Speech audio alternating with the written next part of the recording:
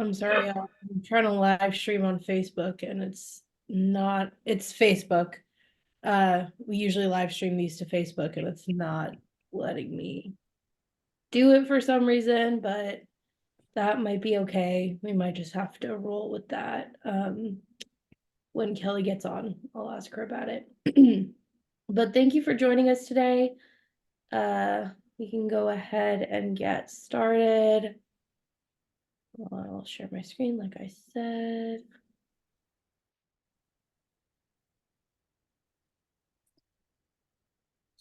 Okay.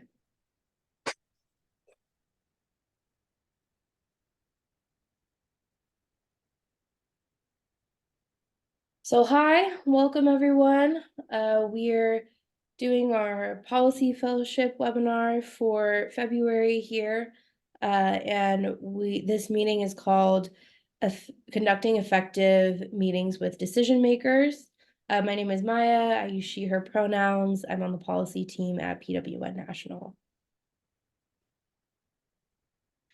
So first thing you need to know, this webinar is part of a curriculum developed for our H&P advocates and PWN policy fellows. We host webinars throughout the year. We'll give a little calendar of when those are at the end and when the next one is. So anyone is free to come on, but these are hosted for specifically our H&P advocates and PWN policy fellows. So a few logistics and agreements before we really get into it. We are recording and we're supposed to be live streaming, but something's happening with the live stream, so we're not live streaming, but we are recording. And please share name, pronouns, and location in the chat if you haven't already. Closed captioning should be on. If it's not on, feel free to turn it on.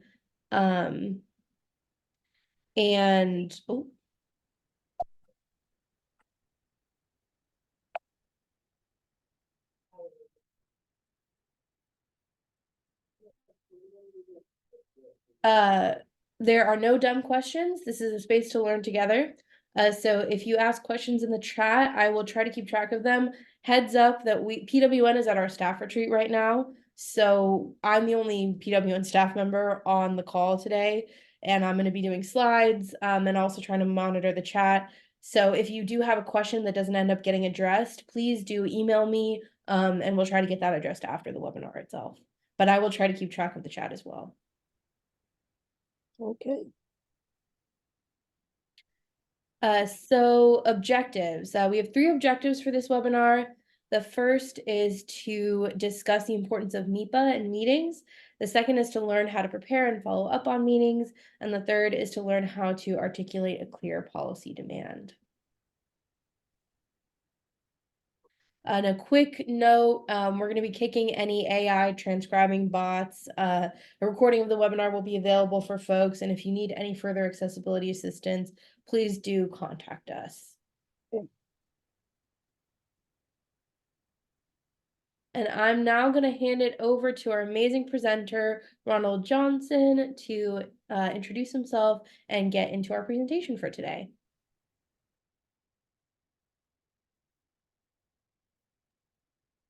Thanks, Maya, and thank you for inviting me to be part of this session and having the opportunity to virtually meet and talk with all of you. I really appreciate this opportunity. I want to be talking today about meeting with decision makers, and in this particular case, legislators and more to the point, members of Congress, and the role of MIPA, and looking at how we can conduct effective meetings when we're doing legislative office buildings visits. Again, my name is Ronald Johnson. He, him, his serve as the chair of the U.S. People Living with HIV Caucus. I'm a person living with HIV, a longtime survivor, and an older adult living with HIV. So I have all of those hats. Currently, I am retired, My previous position was at AIDS United as the Vice President for Policy and Advocacy. And I'm living here in Silver Spring, Maryland. Next slide. As Maya said, what we hope to do today is to highlight the importance of MIPA in meeting with legislators and other decision makers, and to outline and on conducting how to plan and conduct meetings with legislators. Next slide. First, we want to talk about, what is MIPA, the meaningful involvement of people living with HIV and AIDS. And that MIPA is the process of making sure that those of us who are living with HIV, the people who are most impacted by HIV, are central to the process of decision-making, and it includes the whole gamut of decision-making, and making sure that we are involved as much as we can be in that process. And that process needs to be transparent. The power dynamics need to be there and known. And I want to stress that because very often we don't recognize the power dynamics in any setting in which we're taking part. So that has to be also important. The resources and inclusion. Next slide. And it means not dismissing our concerns and needs as peripheral to the process. We are essential to the process, and that's what is really behind MIPA, that we are part of it. We're not talking about us without us. Nothing about us without us. Next slide. And it's important to have some sense of the history of MIPA and going back to the Denver principles that were articulated when these 11 or 12 gay men stormed the stage at a gay and lesbian health conference in Denver and articulated their feelings and the statement. And the real core of that statement is that we are people with AIDS. And you have to understand at that time in the early 80s, mid 80s, when soon after the discovery of HIV and AIDS, it was common to refer to us as victims, AIDS victims. So that statement that we are people with AIDS was really paradigm changing, and it was really very important. And just last year, we commemorated the 40th anniversary of the Denver Principles. Next slide. But beyond the Denver Principles, the whole self-empowerment movements of which MIPA is very much a part of has itself a long history, long before AIDS. The women's health movement, the civil rights movement, LGBT movement, anti-colonial, anti-apartheid movements, all of these where you empower people are very much part of the legacy that led to and includes MIPA. Next slide. And one key example of our involvement in and showing up and the meaningful involvement is through AIDS Watch.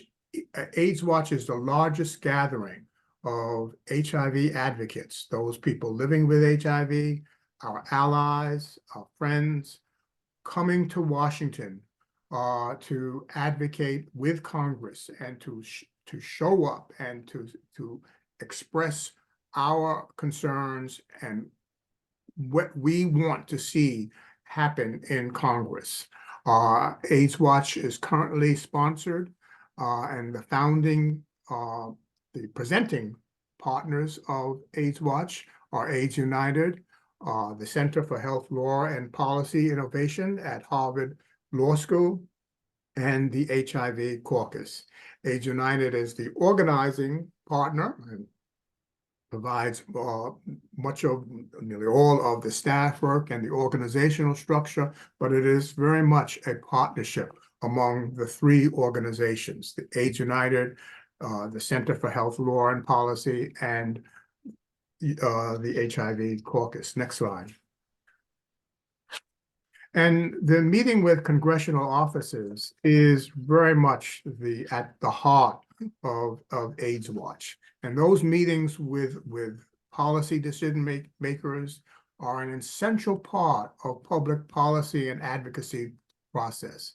And our ability each year to meet with the individual congressional officers, as I said, is at the core of AIDS Watch. And without getting overly sappy or sentimental, I really think that this is still a hallmark of what our democracy and what we need to protect, is that we can make appointment and visit our congressional officers. And we should really prize that ability. That's the end of my being sappy. Next slide. And meeting with congressional officers, it's not rocket science. It's something that is very, in many ways, simple, but and very, very important. You don't need to be a rocket scientist. You don't need to be a policy science major to go in and meet with your congressperson. And that's what we'll be talking about over the next few minutes. Next slide. So I want to go over some of the key steps in meeting with congressional officers. The first is to really identify the purpose of your meeting. Have a clear goal. Why are you making this visit? What is the message that you want to convey to the legislator and the office? Then to do some research on the member of Congress. What is their party affiliation? We're living in a time where party affiliation is almost determinative of how a person may address a certain issue. So we do need to be familiar with the member's party affiliation. Getting a history on what have they taken a stand on your issue. Have they been pro, against? Have they been silent? So many times you may have no record of the legislator or taking a stand on the policy issue that you are bringing before them. Decide who is going to the meeting and then scheduling the meeting. And just remember, you most likely will be meeting with a staff person. And that's okay. That is part of the process. It's very rare sometimes, but it happens, but it's rare that you meet with the member themselves. But most meetings will be with a staff person, but don't think that's a second-rate meeting. It is very, very important because that is the norm of these congressional Hill visits. Now for AIDS Watch, the scheduling is done. That's part of the process. So you will not be scheduling the meeting yourself as part of AIDS Watch. But generically, when we're talking about the steps in meeting with members of Congress, scheduling the meeting is a very important part of that process. But again, for AIDS Watch, that's done for us. The next important point is to prepare your talking points so that you know what you're going to say, the points that you want to make. Keep in mind that most of these meetings are 10 to 20 minutes at best. Sometimes they can be longer, but the average meeting is about 10 to 20 minutes. So you have to be able to make your point and also allowing time for any questions. But so preparing your talking points ahead of time and before the meeting is very important and a crucial part of the steps in meeting with your congressional and legislative officers. Next slide. And then gathering all the materials that you want to use for your own reference and any materials that you want to leave behind. So have everything together. At AIDS Watch, we have folders and we have a folder for you, and we have a folder for each individual office that you meet. So you have the materials that you will leave behind. Learn the location of the office and plan how your travel and logistics. For those of you who have been on the Hill and Hill visits at Capitol Hill, you know that it's a distance between meeting on the House side and the Senate side. So, and there are various offices. So know ahead of time the building that you're going to, where it is, how to get there, and the whole logistics, because that can be very time consuming and it's easy to get lost on the labyrinth of office and buildings on Capitol Hill. Determine who, particularly if you're going in a group, determine who will be speaking during the meeting, and including who will open the meeting. Have that worked out beforehand. And then getting to the heart of the meeting, telling your story. What does the issue mean to you and to your community? Your story is the essential part of the visit. So be prepared to tell your story. Now, when I say tell your story, I don't mean tell your autobiography. This is not your life history. It's the story is, what does the issue mean to you and your community? And to be succinct. Now remember, these meetings are going to be from about 10, 15, 20 minutes at best very often. So you have to get to the point, but you have to be in that story. So knowing how to do that so that the points that you make reflect your experience and the experience of your community. Next slide. Really quickly, Ronald, I just want to uplift Kenya's question in the chat, which is, how do you prepare for lawmakers? Say that again. How do you prepare for lawmakers? And Kenya, if you want to come off mute and elaborate what you mean there, I think that would be helpful too. Yes, I would like to ask, how do you prepare? Like, I mean, because I never met with a lawmaker before, so I would like to know how many seconds do I have to talk to the lawmaker? Do I need to make a quick summary of my biography? And how many questions do I ask? Thank you for that question. You should sort of map out what you want. And I think you start with, what is the issue that you want you're bringing to that office, and what do you want from the legislator? What is your ask? So having that central and to beginning, what is the issue? What is the ask? And then, in as succinctly as possible, bullet points, if that helps you get ready, what that issue means for you.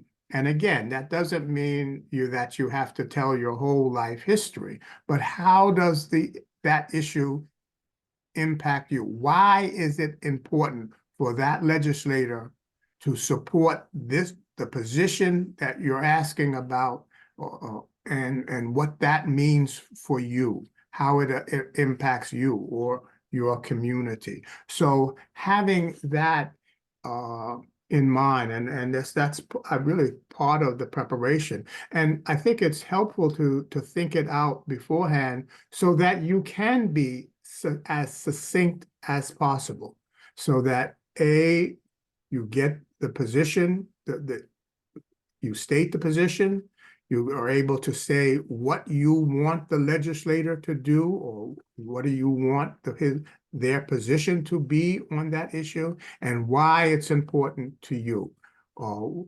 what it means to you. And another part of that, and I would say this when we get to some of the do's and don'ts, when you're in the meeting, particularly if you live in the district or state of the legislator that you're meeting, it's important to say that you are a constituent. I think that's the magic, I found the magic word. Let them know that you live in the state or the district. And you can say you're a voter, but I think constituent is the better word in my experience, to let them know that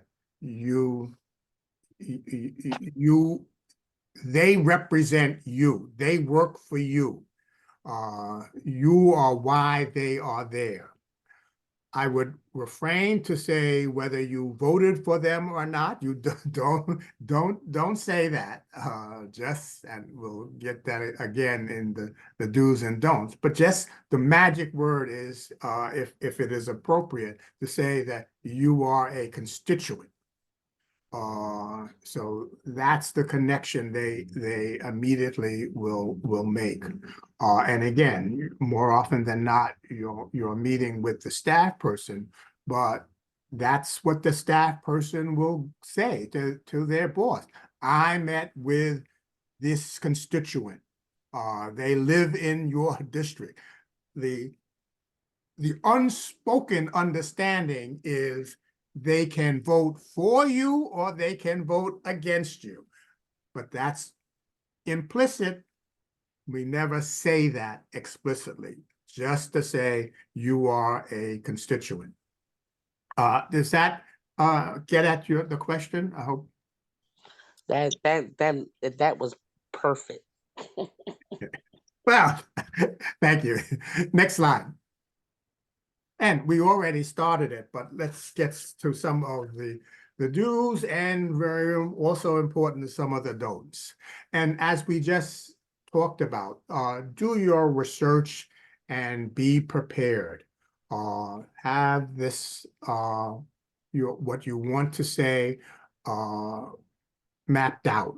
And that also helps you not to get flustered or to ramble. Because again, being concise is very, very important. Dress professionally and respectfully, realizing what that means can vary, and as things have loosened somewhat, but dress professionally and respectfully. The outfit that you go dancing with may be fabulous, and you may look fabulous in it, but it may not be the right outfit for meeting with your legislator. So so again, just professionally and respectfully. Be on time, better yet, a few minutes early. Very often you'll have to wait for them, but it's better for you to be waiting than to keep them waiting. So be on time. And that's also important, particularly with AIDS Watch, where you have multiple visits and you may have to go from one end to the other. That's part of mapping out and saying and understanding where you're going, and making sure that you have allowed time to go from point A to point B, because being on time is very, very crucial. And be patient. Meetings very often do not start at the appointed time, so you may have to sit in the outer area, the waiting room area, but that's part of the process. And as I said, if you live in the district, or state, let them know.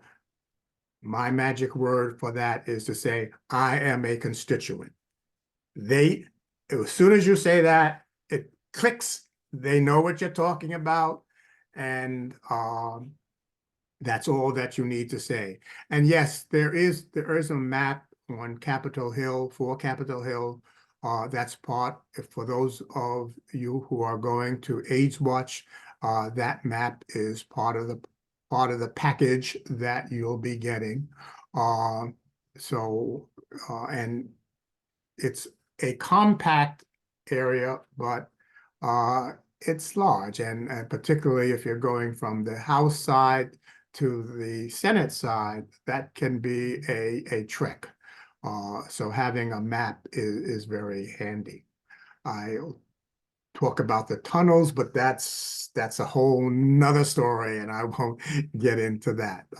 But so having a map is very helpful, and thank you for that. And yes, sneakers is more helpful than heels, because you will be doing a lot of walking. Next slide. Be respectful, including respecting of time, of course, and where appropriate, thank the legislator for their current or previous support. So again, part of that, your homework of researching and knowing about the member. If you know that they have taken a position in support of your position, thank them. Say thank you, and in this case, when we're talking about AIDS Watch, so thank you, or you're telling the staff person, please tell Congressperson X that we appreciate their support that they have provided on AIDS, that they've been a spokesman on AIDS, or they've supported legislation or appropriations. If they're been an opponent of your position, or you know that you can be a little more silent on that respect. But if you know that they are a supporter, thank them for their support. As we've been saying, be very concise in your talking points, and get to your ask, or decide who among you is going to present the ask, and get to it as quickly as possible. And following up, have either you or someone in the group sending a thank you note or email or any, and that can include any information that they wanted. Next slide. Quickly want to go through some of the don'ts, because some of the don'ts are also very, very important. And that's why I highlighted, don't be argumentative or confrontational. If the member, or more likely the staff person, says something that is contrary to your position, don't argue. Don't get into an argument with the person. Just take note of, you can come back with some friendly other issues, but most importantly, don't be argumentative or confrontational. Don't make unreasonable or unrealistic asks or demands. And again, that unreasonable or unrealistic may vary from time to time, but just to be ridiculous to make the point, don't say that you want $1 billion in the next appropriation for HIV/AIDS. That ain't gonna happen, so don't even ask for it. So be realistic. Don't monopolize the conversation. Allow time for the staff person. 2 billion, maybe that's okay. But allow time for the staff person to respond or ask any questions. If you get a question and you don't know the answer, don't guess. Just say, I don't have that information. I'll get back to you. Don't make a guess. Don't risk giving them wrong information. Just say, thank you. That's a good point. I don't have that information, or I'm not sure on that. I'll get back to you. Uh, and again, don't tell them that how you did or did not vote for them. Next slide. And that's really comes down to it. And why is AIDS Watch important this year and for probably many years to come? Because the HIV safety net is under attack. In the House appropriation bills includes draconian cuts to HIV. So it's very important that we let them know that this is not acceptable, and that we need their support for appropriate funding for HIV and other policy issues. So that's why AIDS Watch this year, and as I said, probably for many years to come, is so very important. Next slide. So that's it. As I said, it's not rocket science, but it is methodical, and it's important to be prepared. But, you don't need a PhD in political science to meet with your members of Congress. So have an opportunity. There are some immediate questions. We hope to have time for a quick exercise or two, but let's see if there are some immediate questions. And Maya, do you want to, I see Angelica? Yeah, go ahead, Angelica. Yes, I love your presentation and everything, because that hit everything on the nail, hit the nail on the head, or so to speak. Because I had attended two AIDS Watch in the past, and when you was talking about don't be argumentative and be aggressive and stuff like that, where it was a time that a couple of my colleagues had been like that, and I had to pull them to the side and let them know, like, you can't be like that when you talk about the concerns about the subject you have talked about. So I appreciate that you of everything you were talking about, because that reminded me of the things I had to talk to my colleagues of the leadership of advocacy for Hyacinth in New Jersey, because that's where the training that I have learned, so this right here is like a refresher to me. So I appreciate everything that you have said. Thank you. And I think you made a good point, particularly if you're making a visit, and most AIDS Watch visits, for example, you're a part of a group.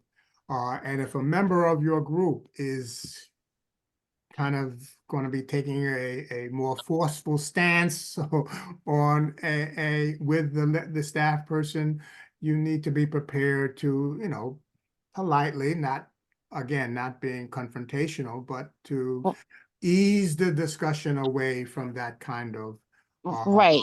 And the thing was, like, when you and especially when you talking about wearing comfortable shoes, yeah, in my case I have to wear sneakers. So because in Washington there are long streets. Yes. Thank you again. Thank you so much for your presentation. Thank you. So I think what we're gonna do now is go ahead and move into the role-playing exercise we have planned for today.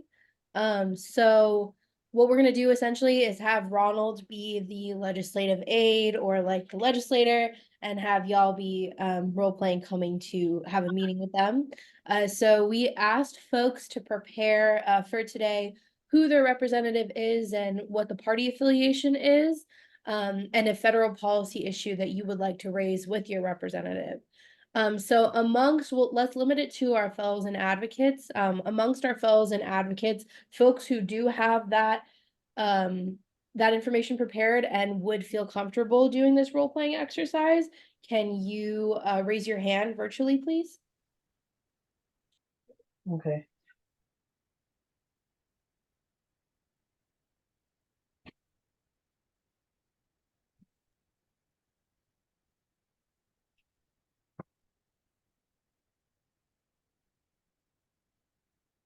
You can also put it in the chat if you'd be comfortable doing it.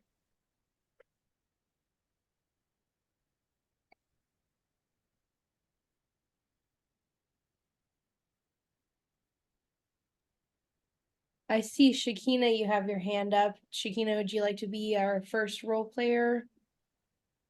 I would love to, thank you. Okay. And this, for this first one, let's assume that I am my boss has been supportive of the issue. Okay, great. Thank you. Good morning. My name is Shakina Rose. I am a member of your district. It's nice to speak with you today. I'm so glad that Representative Summer Lee is on board with the issue around bodily autonomy and reproductive rights.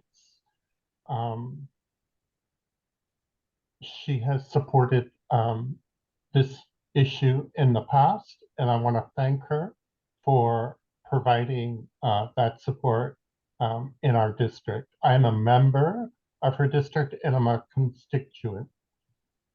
My issue that I'm asking for her to consider is that we are approaching another stopgap, and for people of trans experience living with HIV, this is a very critical moment in both of our history as people living with HIV as well as receiving gender affirming care. There is a lot at risk for women living with HIV, and I would like to ask for her to support us in fighting for our right for gender affirming care and sexual reproduction rights. Well, thank you very much for for coming to the office. As you said, you noted my boss has been very supportive of the issue of reproductive rights and the rights of trans people. I think my boss has a tough time convincing some of her colleagues on this issue, but we have been, I know my boss has really been a very strong supporter of this issue, and we'll do everything we can now. And thank you for keeping our attention to this issue. But please know that my boss stands with you completely and will work with members of the caucus. The other side of the aisle is not too with us on this, but we will try and do everything we can to advance these issues.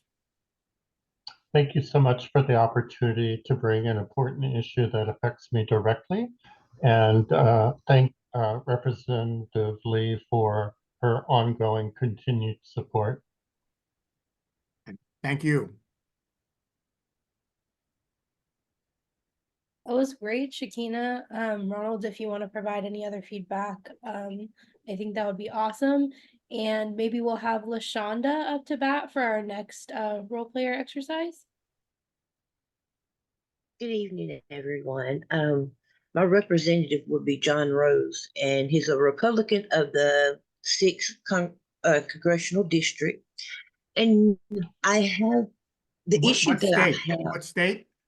Tennessee, I'm sorry. Thank you. The issue that we are wanting to talk about is HIV budget. And Say that again, please. HIV budget cut. Yes. And what I want to talk to him or to you about is that if this goes through, everybody that is taking HIV medication or taking PrEP, they will not be able to be treated. They could lose their insurance for their medicine.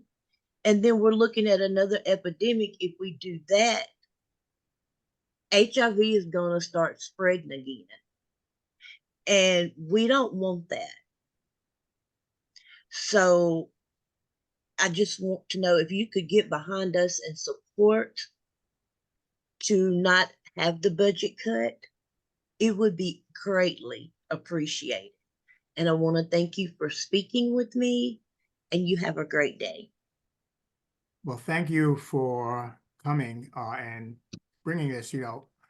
My boss is very concerned about the overall budget situation. Our government is spending just too much money and the deficit has grown. So we have to find ways to keep the budget under control. Now, I think we will do everything we can to help those victims of HIV. I don't know of any in my district, but I respect that you're here and you're telling me about it, but I have not seen that much. But I do know that we are making progress on AIDS and that so I want to make sure that our budget overall is kept under control, because if these deficits continue to rise and rise, all of us are going to are going to be hurt. So I'll let my boss know, and we appreciate your bringing this, but we have to look at the whole issue, and the deficit hurts all of us. And so we just have to cut the budget, and that's just the reality. I think those programs that are working, and with the money that you already have for those programs, much progress has been made, and we are still funding those programs, but we cannot increase the deficit. And we understand that. If, you're cutting the budget, and we understand sometimes budget has to be cut, but why cut the HIV funding for us getting our medication? Well, if we fund HIV, it has to come from somewhere else. So we'd have to, if we think we do a fair job at distributing the money as fairly as possible, but we can't do everything. That's just the money is not there, and the deficit is so great, and we have to cut it down. But you're still getting a lot of money. We fund the Ryan White Care Act program. I hear that that's been doing wonderful things. But we are so many concerns. But we'll continue to fund when we can, where we can, but we cannot have the kind of increases that will throw our deficit completely out of whack. But could you cut something else besides cutting the HIV funding? Or where could we go to try to get some help so where this is not cut? You tell me what else is where can we get the cuts? I mean, if we increase, give a big increase to HIV and AIDS, then it has to come from somewhere else, and that's just what is the reality, because the other party has been just spending without understanding where the money is coming from. We don't have the money. We have to be able to protect all programs. These AIDS programs they've been made tremendous success. I mean, I hear it every day, and I understand that the need is great, but we have other health issues, so we have to spread the money as evenly and fairly as possible. And we can't make big increases without cutting somewhere else, and other programs would have to be cut. And I really want to thank you for coming here today, and but I will convey your concerns to my boss, and we'll take into consideration and try to talk to the other side of the aisle to see where we can make cuts, but to protect your people. But so I really appreciate it, and you saying that I didn't know. My boss is not aware of the amount of AIDS in the district, and so it's good that you're here telling me, and I'll convey that to my boss. But you know, all of us have to be concerned about the deficit. But thank you for coming to visit me today. And could I ask you one more question, please? And this is my public opinion, and really don't take it the wrong way, but how about if Congress and other people of the government would take a pay cut? Because do you really want people to start dying? Well, no one wants to die. I don't know. I can't speak for my boss on that in terms of a pay cut, but I will bring that to my boss's attention. I think it's going to be a tough thing to get across, but we're working here for you, and I'll pass that along to my boss and see what he says. Thank you. Thank you so much for speaking with me today, and you have a great day. Thank you. Same to you. Wow, LaShonda, that was amazing. I really appreciated the way that you kept following up, and I think your counterpoints were really well thought through, and I think your initial identification of the issue was very good. It was very concise and meaningful. Sometimes, you know, there's folks that you can't get through to, but I think all in all, you held your own and you did an amazing job. Thank you so much. Yes, he did such a wonderful job at being slimy like a politician. Ronald is an Oscar winner. I'll take that as a compliment, but So may I make one point though, because I did, that was a good give and take, but one suggestion: don't bring up the suggestion of a pay cut for members of Congress. That's not going to that's an unrealistic demand. But I understand, you know, and what I think is good, because you came back with me and kept at it without being confrontational. But just remember, don't get into unreasonable or unrealistic demands. For better or for worse, a pay cut falls in the category of an unrealistic demand. But that was a good back and forth that we had. I kind of felt like she didn't really think that the pay cut was gonna happen. She just wanted to give you a little light slice when she walked out the office. Right. She thought she wasn't gonna accomplish nothing. It was like, here, take that on the way out the door. Just a little short poke. I see we have some other hands. yeah, we do. Kenya, do you want to come off mute and be our next person? Yes, I would. Let's go. Good morning. My name is Kenya Musa. I am co-chair of Positive Women's Network. Hi, it's glad to meet you today. Thank you. Thank you for coming here today.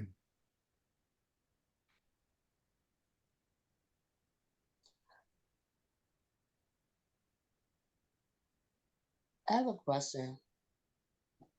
Go ahead.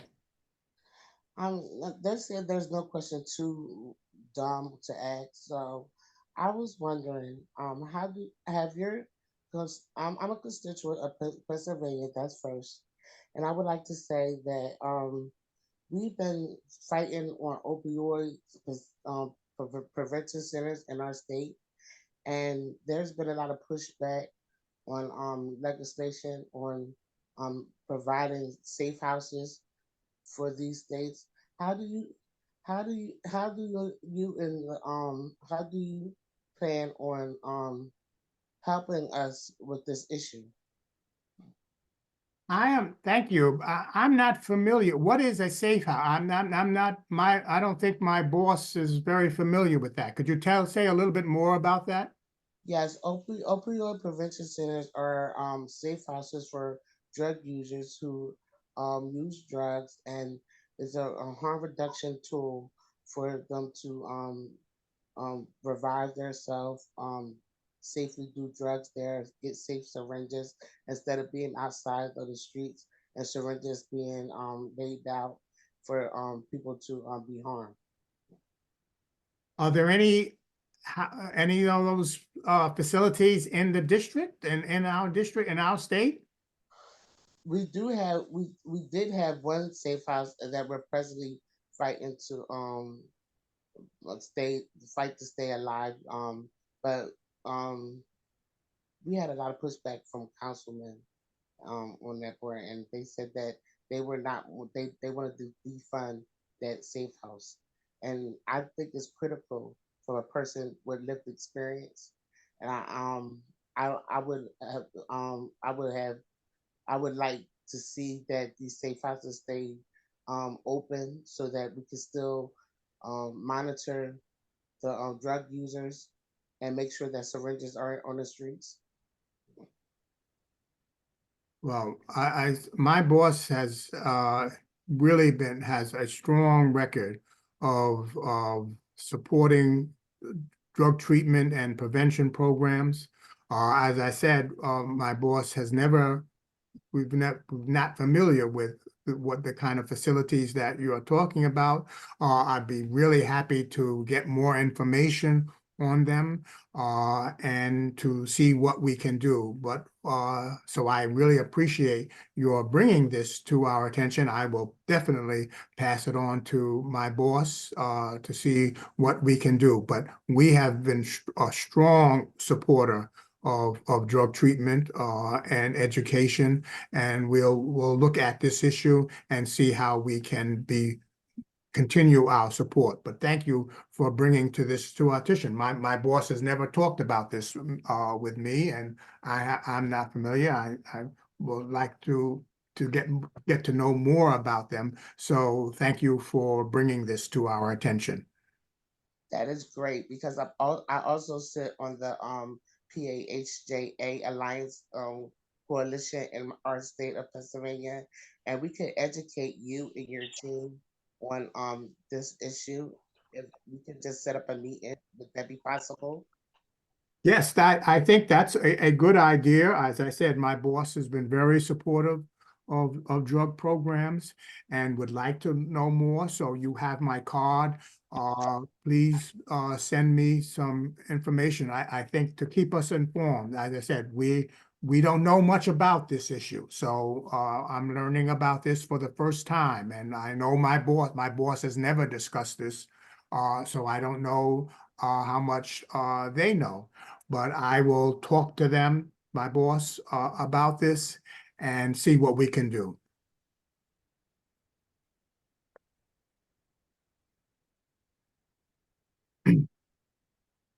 We have time for maybe one more, or Maya, how are we on time? I think we have time for one more, as long as it's a quick one. I want to thank you, Kenya, for that. That was great. Again, your identification of the issue was so great.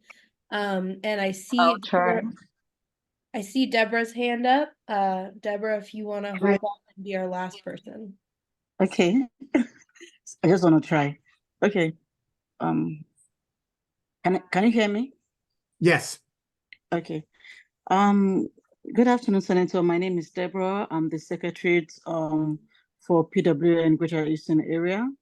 I wanted to ask you if you know that have you ever heard of the term U equals no transmission? Yeah, I saw something that I think either the CI, the CDC or someone put out an information. So I've heard of it. I think it sounds my boss, and I know I'm pretty sure my boss has heard of it.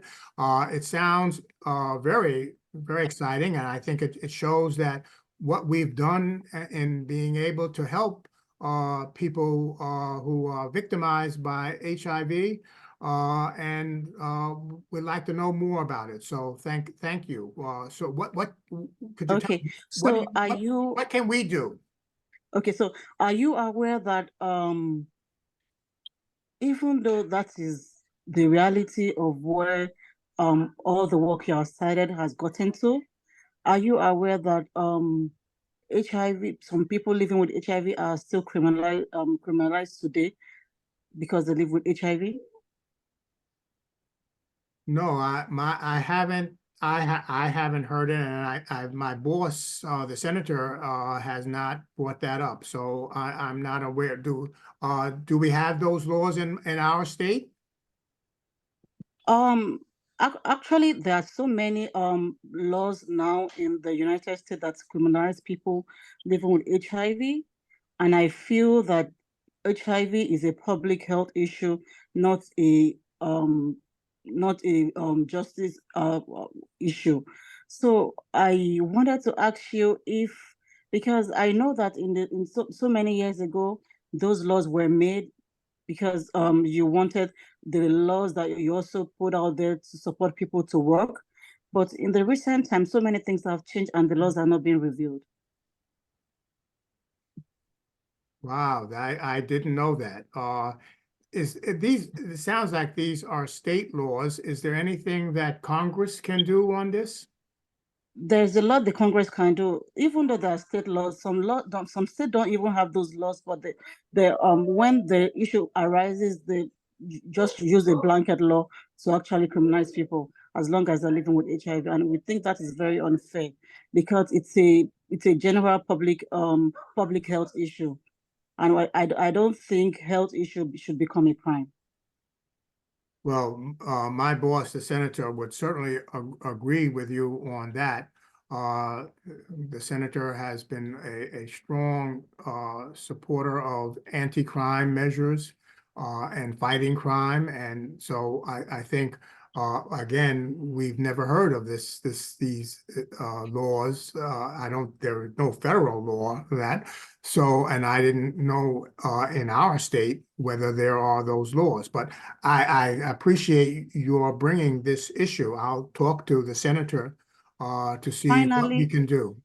okay, finally, because I don't want to take so much of your time, the reason why I'm bringing out this issue to you is this, because those laws exist. If we are not careful, all the works you've done, like I know that in the recent time they're trying to pull out some fundings because you think, oh, HIV community is doing well now, we're clamping down on HIV and everything. But if we're not so careful and those laws continue to exist, we'll fall back to where we started from. Because now people will be so afraid to go out there to get testing. People will rather live in the fear of not knowing their status, and so that way we will not be ending the epidemic. Well, you've made a very good argument, and I will talk to my senator. We're hearing this for the first time, and I'll talk to the senator to see what we can do. And so thank you so much for stopping in and talking to us today. Thank you, sir. Thank you, Ronald and Deborah. That was a great closing out. Ronald, if you have any feedback, go ahead, but I do want to be mindful of folks' time. So if you have to hop off, please do. But note that our next web session is going to be on March 14th, and it's titled Storytelling for Advocacy. Also, I dropped a note in the chat. I know that there were folks that wanted to do the exercise and didn't have a chance to. So if you would be interested in another session like this where we do more role playing, please shoot me an email at maya@pwnusa.org. I'll drop my email in the chat one more time. I can try to make that happen and make it so that folks outside of our fellows and advocates will get a chance to do some of this role playing. Ronald, do you have anything to close out and also any feedback for Deborah? Well, I just want to say thank you to the people who participated in the role playing. You all were good advocates. Thank you. And I thank you, Meyer, and PWN for giving me this opportunity to meet and talk with you. This was this was fun. Thank you for being here, Ronald, and for sharing your wisdom with us. And I think we can say good night to everyone. And again, email me if you would like to have another session like this. Bye, y'all. Have a Good good night, night. everyone.